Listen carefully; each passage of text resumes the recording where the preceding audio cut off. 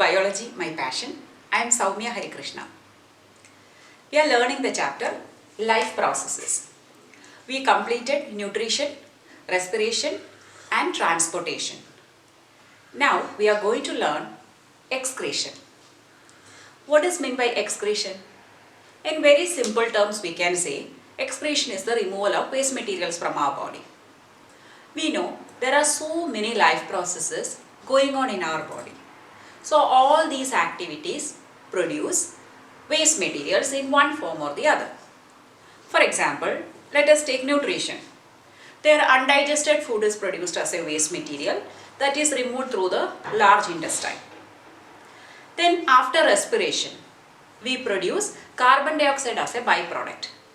That also removed by exhalation.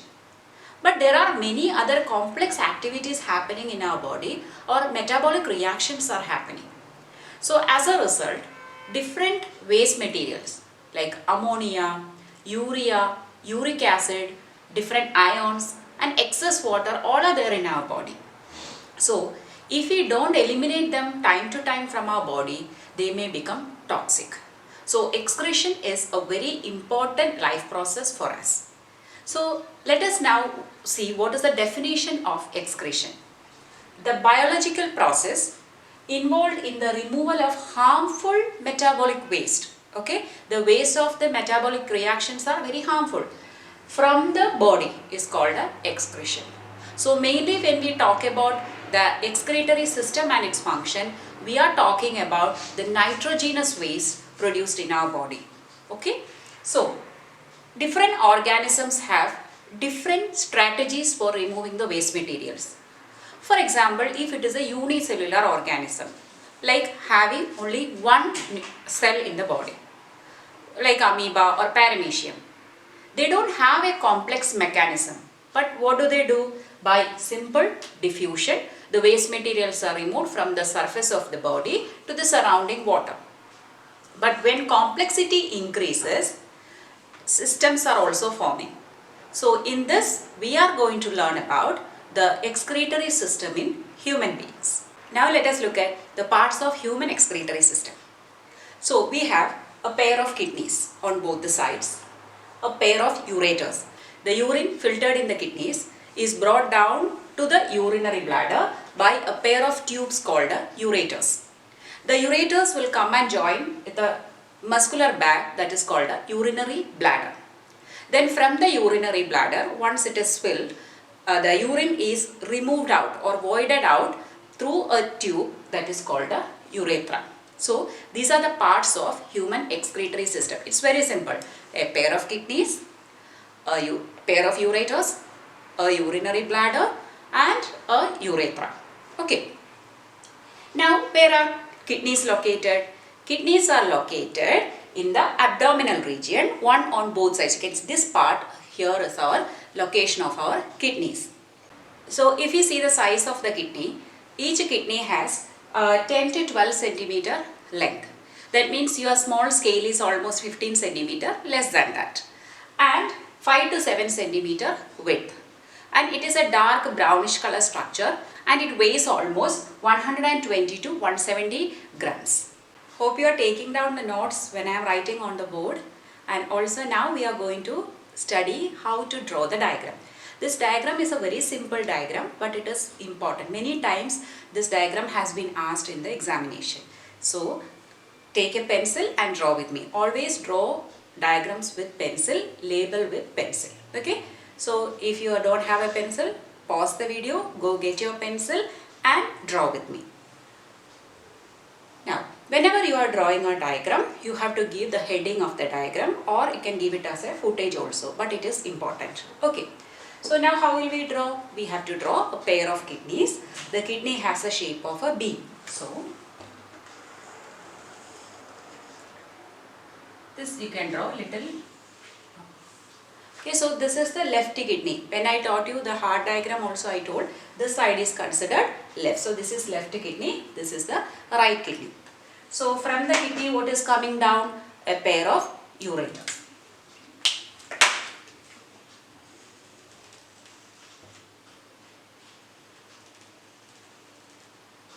Here it is wide, whereas when it comes down, it is becoming narrow.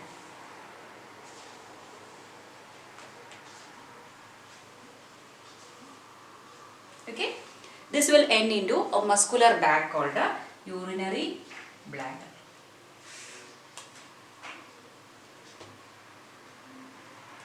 And so the last part is called a urethra. Okay, now we have to draw the blood vessel, because we know that the purpose of urine formation itself is to filter out the waste from the blood along with water. Okay, so in our body, the waste materials are mainly urea and uric acid. Mainly major nitrogenous waste is urea. So for removal of urea, we need moderate amount of water. That's the purpose of urine formation. So the blood has to bring the waste to the kidney, only then it can be filtered out. So what do we call the blood vessel that is coming from heart to any organ? It is called an artery, right? So here there is a word related to kidney that is called a renal. So renal artery is the one bringing the blood to the kidney. So is it oxygen rich or carbon dioxide rich? It is artery. So it is oxygen rich, because the blood has to distribute oxygen to the kidney tissues. But at the same time, the blood has rich nitrogenous waste. The waste have to be removed out. Okay. So the renal artery is bringing the blood to the kidneys, which is rich in oxygen, but at the same time rich in nitrogenous waste also. Okay, so it is artery, so I am using red color.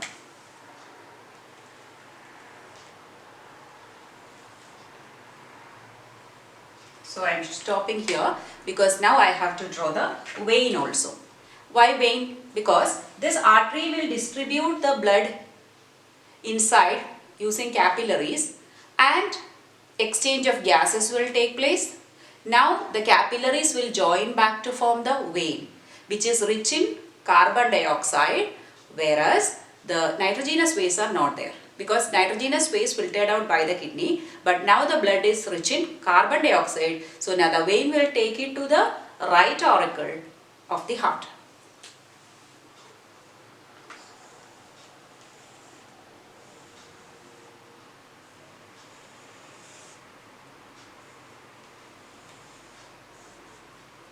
Okay, so we drew renal artery and renal vein. The blue one is the vein, which is rich in carbon dioxide. Red one is the artery, which is rich in oxygen.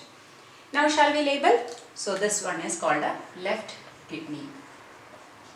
Because why I am specifying, sometimes in the drawing or the question in which you are supposed to label the diagram, you will be asked to label left kidney specifically.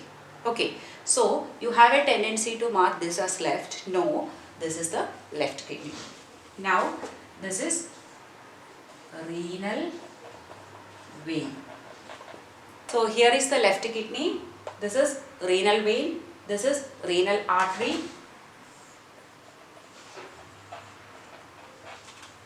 ureter,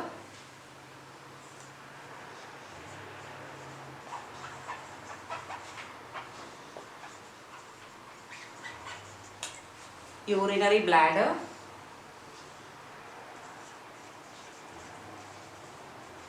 and urethra. So now we will see the process of filtration of nitrogenous waste from the blood, or rather we can say urine formation. Okay, so we know urine formation takes place inside the kidney. But is the kidney acting as a sieve through which all the wastes are removed? No. Within the kidney, there are millions of small tubular structures called nephrons. So these nephrons are actually filtering the waste. So nephrons are the filtering units of kidney. Don't confuse between nephrons and neurons, though you know the differences very well, but by careless mistake, some of you write nephron as neuron. Okay, so nephrons are the filtering units of kidney, so they are present within the kidney. So now let us see what is the structure of nephron. Only then we can learn how the filtration is happening. Shall we learn how to draw nephron? When we are drawing nephron, we have to show the blood vessels also, because the urine is filtered out from the blood, right? So both are there. So first we will see the structure of nephron, then we will add the blood vessels. So I am going to show you a simplified diagram. So first, the nephron is a very long tube, because the long nature of the tube is very much needed for the filtration to happen. But at different places it is coiled, so we will see that. But one end of the tube is a cup-shaped structure. Okay, it is like this. A membrane is coming and it is forming like a ball. So in that ball, the blood vessel will be there. But when we draw in a two-dimensional diagram, we are drawing as a semi-circular structure or hemispherical structure.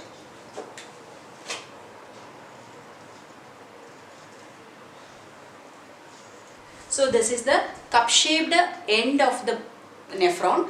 This is called a Bowman's capsule. We will label it. Then there is a highly coiled structure. Actually this is intricately coiled, but I am making it a simplified one so we can draw like this.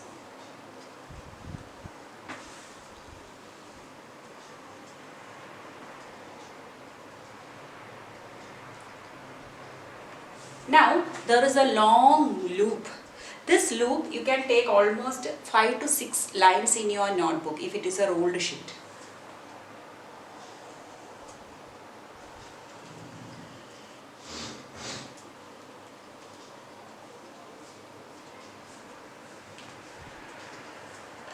So this is a U-shaped loop with a difference in thickness. Here it is thicker, but when it comes here it is becoming narrow. Then again there is a coiled region. Again another coiled part which will open into a duct called a collecting duct. So here you can see many branches of this collecting duct. What does that mean? That means many nephrons are coming and opening to a single collecting duct. Okay. So this is the structure of a nephron. One end a cup-shaped structure, the other end opens into a collecting duct. So this structure is called a Bowman's capsule. Bowman's capsule will lead to a coiled part. See, the one end of this is Bowman's capsule. Then this end is called a proximal convoluted tubule. Proximal means what? Near. Convoluted means highly coiled. So highly coiled tubule near the Bowman's capsule. Whereas this is called a distal convoluted tubule. Distal means what? Away. So away from the Bowman's capsule, distal convoluted tubule. And this U-shaped structure is called a loop of Henle. This is named after a scientist, Henle. Okay, so loop of Henle. And finally collecting duct. So our nephron structure is over. But now we have to see the blood vessel coming inside. So if you see the kidney like this, okay, I told renal artery is coming in carrying oxygen rich blood but with lot of waste to be removed. So after entering this will branch and rebranch to form arterioles. If you remember in transportation I taught you what is arteriole. These are the fine branches of artery, not capillaries. Okay, capillaries, arterioles will become capillaries. Now it is not a capillary stage, it is the arteriole stage.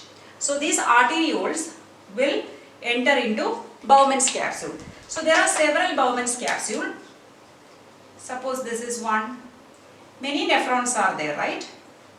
I told millions of nephrons are there. So different branches will come and enter into the Bowman's capsule for filtration. So we are going to draw one of these arterioles. So we are using red color because it is a branch of renal artery. After entering this, what happens is it will branch and rebranch. Okay, so you can draw like this the rebranching. Like this you can show. If you want one more, you can show. It's a simple way of showing it. So you can draw like this. Okay, inside draw a few triangles. This is how you can draw. That shows that it is branching into fine tubules. Now what happens? They will join and come out. So this is not capillary. That's why red is coming and red is going out. If it was capillary, the red would come in and blue would be going out. This is not the same. So it's only the arteriole is branching again inside the Bowman's capsule. Then they connect to come out. So the branch of arteriole coming in is called a afferent arteriole. Afferent. Okay. And the one which is going out is called a efferent. While labeling, I will show that. Afferent and efferent. Coming in is afferent, going out is efferent. Now this will go and coil around this. So if you can draw intricate coiling like in the textbook, you can go for it. Otherwise, you can draw the simple one. So here again, this will be coiling around.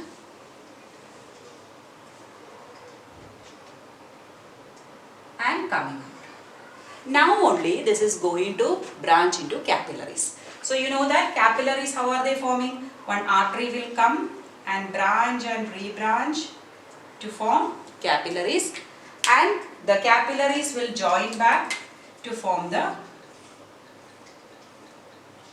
veins. So this we have to draw here, but if you draw like this, it will take time. For examination, you may not have that much time. So I will make it simple for you.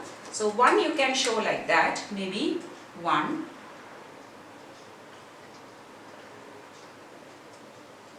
Then next onwards you can just show like this.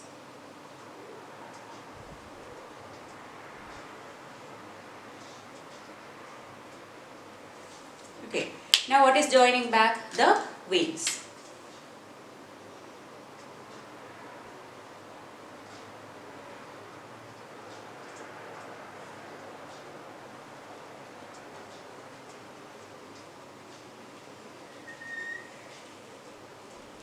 Now this is going to be renal vein. Okay, so it's coming out.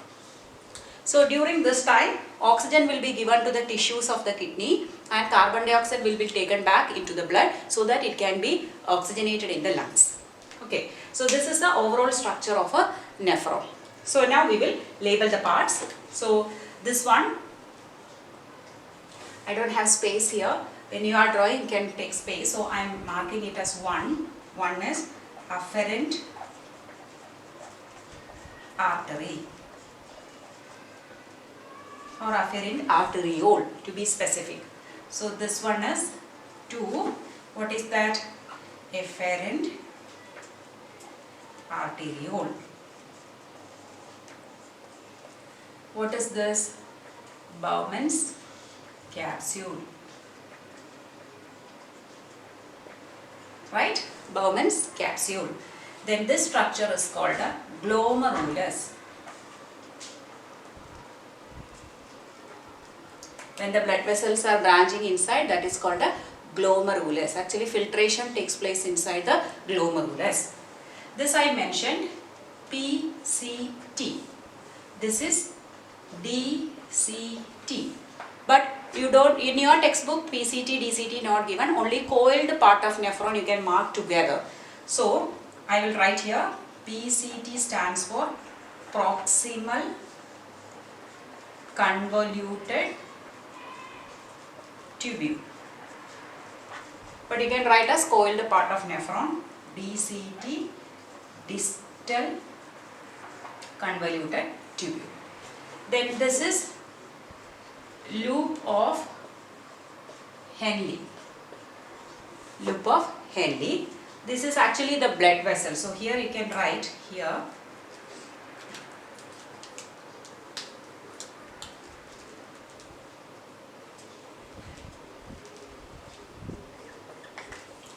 What is that? Renal vein.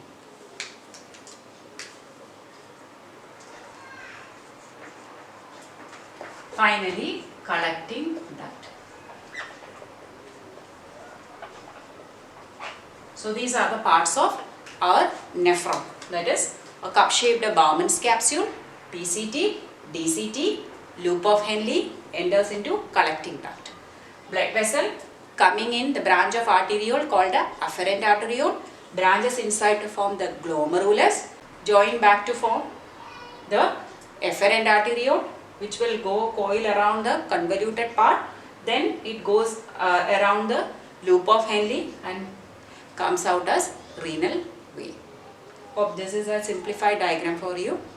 Practice this well because this can also come for your exam. Now we will discuss urine formation in detail. So I told you, ultimate aim of urine formation is to filter out our waste materials.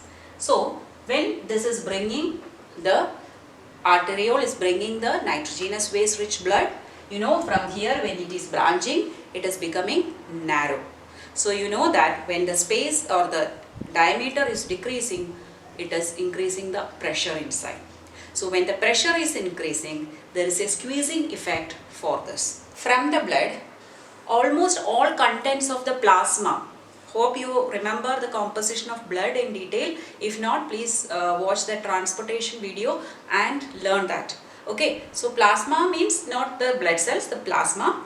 All the contents will be coming out except a few proteins. So almost everything will come out because this membrane has got minute pores or slits through which it will be finely filtered. That means almost all content comes out. That is why it is called a ultrafiltration. It's a kind of ultrafiltration. So where will it land? Inside the Bowman's capsule. But the amount, now we don't call it as urine. It is called an initial filtrate because it has lot of things that we want back in our body. The reason is, if you see, in 1 minute, our body produces 125 milliliter of filtrate. So 1 minute 125 milliliter. So in 1 day how much we will be producing? 180 liters. That's a very huge amount. We are not excreting that much urine in a day. Usually we excrete almost 1.5 liters to 2 liters of urine. That is this much. Okay, but imagine almost 100 times of this will be excreted out per day from our kidneys. So what is the next step? Majority of the substances have to be taken back from the filtrate.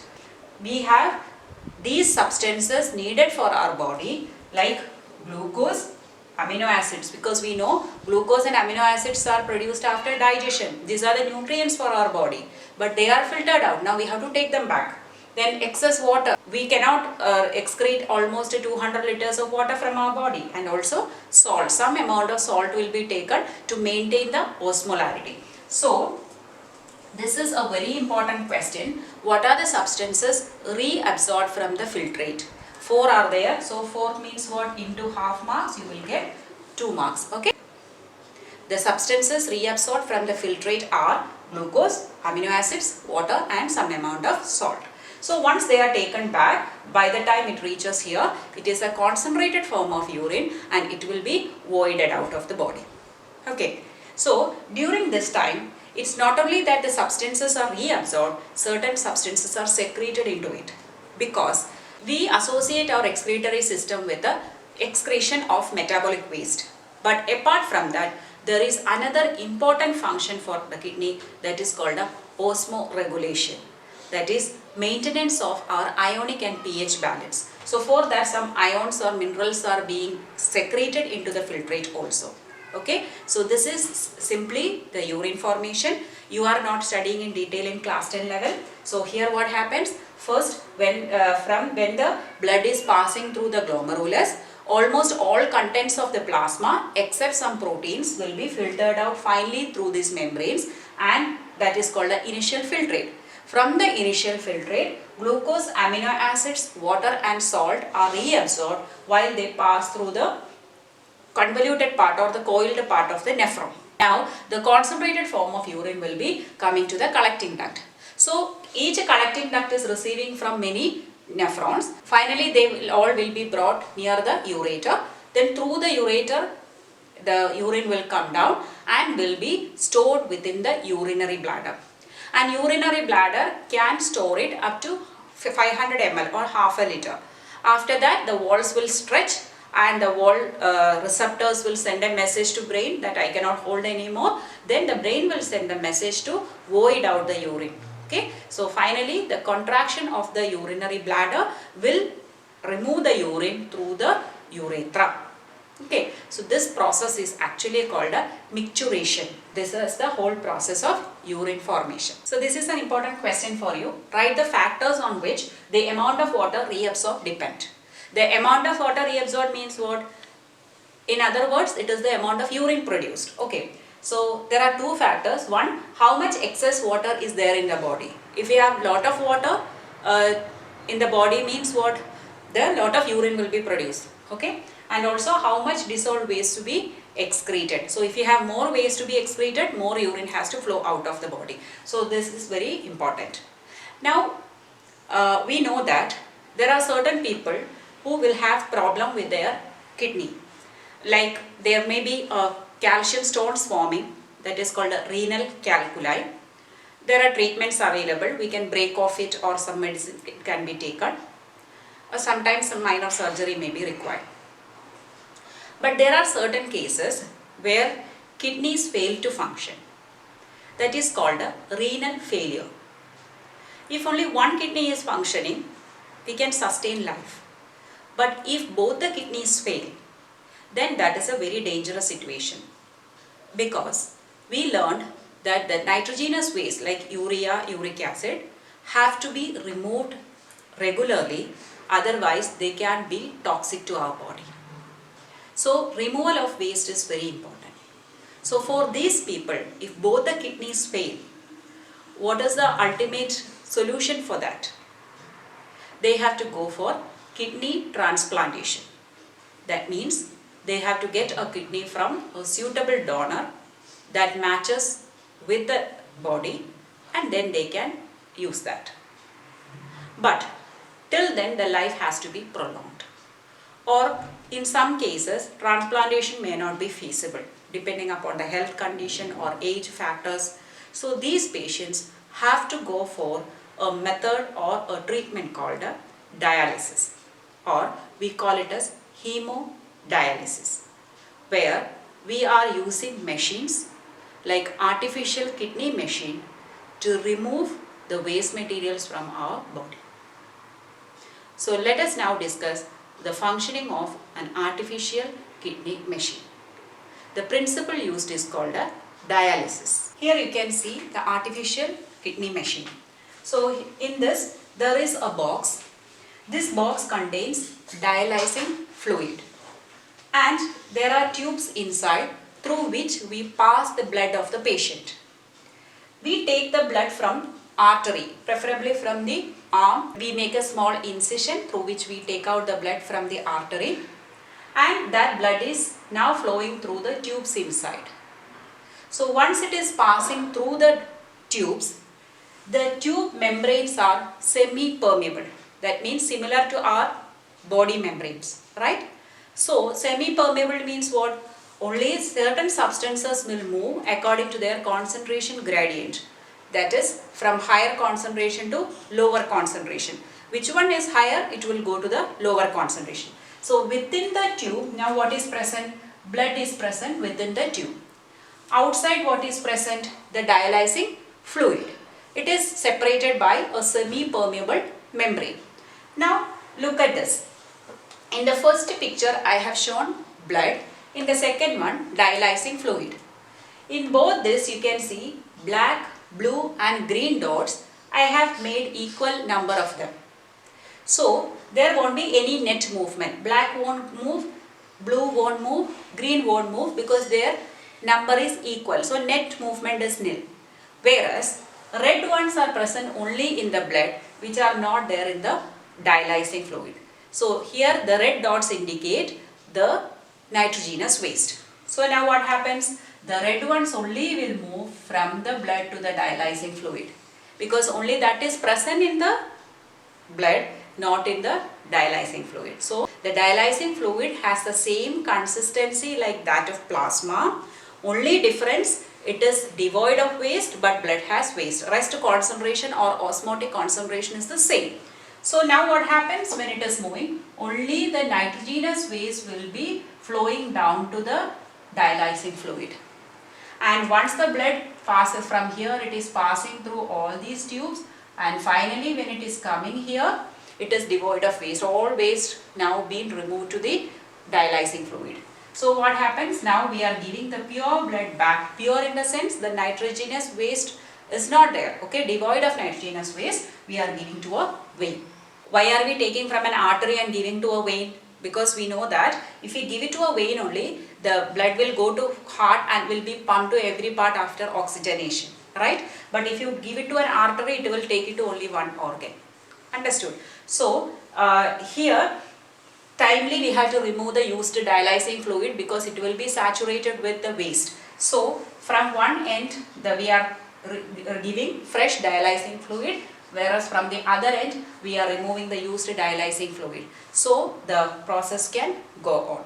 So the frequency of administering this technique depends upon the condition of the patients and how much their kidney is functioning. Maybe once in every alternate days, or maybe twice or thrice a week they will have to go for this. So now coming to excretion in plants. Plants are also living things. They are also carrying out life processes. So of course the waste materials are produced. But like animals, plants don't have a single mechanism or a single system to remove the waste. So they use different strategies for removing different types of waste produced. When we learned respiration, we talked about the gaseous exchange in plants during daytime and at night. We know during daytime plants respire. So for that they need oxygen and they will be removing carbon dioxide as a waste material. So that carbon dioxide will be used for photosynthesis. Whereas after photosynthesis, oxygen is produced as a byproduct. That oxygen will be released out. Okay. Now water. If there is excess water in plants, what happens? The excess water will be removed in the form of water vapor through the stomata. And what do you call that process? Transpiration. Then plants have a very good strategy. What they do, you know that old leaves fall off. But before the leaves fall off, they will take all the nutrients present in the leaf back to other parts. And they will fill the leaf with waste. So once the leaf is falling off the plant, they are getting rid of the waste also. Next, they have huge vacuoles. If you remember the cell structure of plants, you know, unlike animals, they have a huge central vacuole in which they can store a lot of waste materials. That in a way it is helpful for the plants because we know that plants need some support. So vacuole is rigid and they will give the turgidity to the plant cell. Then there are certain substances like resins and gums. Unlike animals, plants produce a lot of chemicals in them after metabolic processes. We do not know the use of many of those substances produced in plants, but many substances are useful to us.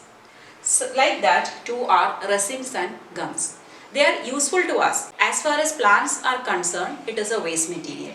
So they store the waste material in old xylem. You know, when we learned about xylem elements, tracheids and vessels are hollow. Once they are old and functionless, they can be used for storing certain things. Like how we are using maybe boxes for putting old things or bags for keeping old things. So the xylem can be used for stuffing the substances like resins and gums. It will give a support to the plant because they don't have a skeletal system. Then some amount of waste can be removed from the root to the nearby soil also directly. So it's not a single method. Plants use various strategies for removing waste materials from the body. We will quickly go through some important questions of this portion. Define excretion that I discussed in the beginning, that is the biological process of removal of the metabolic waste from our body is called excretion. What are the vital functions of kidney? 1. Excretion. 2. Osmoregulation. Osmoregulation, as I mentioned, the maintenance of pH and ionic balance of the body. Unicellular organisms remove waste by diffusion. List the parts of excretory system in man. A pair of kidneys, a pair of ureters, urinary bladder and a urethra. Name the major nitrogenous wastes in human. There are two. One urea, other one uric acid. Urea and uric acid. Dash are the functional units of kidneys. Yes, nephron. What are the substances reabsorbed from the filtrate? 4 substances. Yes, glucose, amino acid, salt and water. Then what is the function of urinary bladder? Urinary bladder temporarily stores the urine till it is voided out of the body.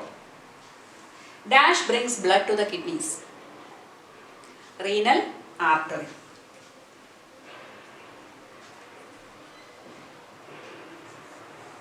The principle of artificial kidney is, that is dialysis. Another important question, what are the factors on which the amount of water reabsorbed depend, that I already mentioned. And another important question, what are the different strategies used by plants to get rid of the waste materials. Now here one more point you have to remember, in which way artificial kidney is different in functioning from our kidney. In our kidneys there is reabsorption of happening from the filtrate, whereas that is not there in the case of artificial kidney. Why? There only the waste is coming out, not the essential nutrients like a glucose or amino acid based on the difference in their concentration. Okay, so there is no reabsorption involved in artificial kidney. So I have covered all the important points. I look forward for your valuable comments. If you have any doubt, you can post in the comment box. I will answer to that. Hope you enjoy learning with me. Please like, share and subscribe to my channel, Biology My Passion.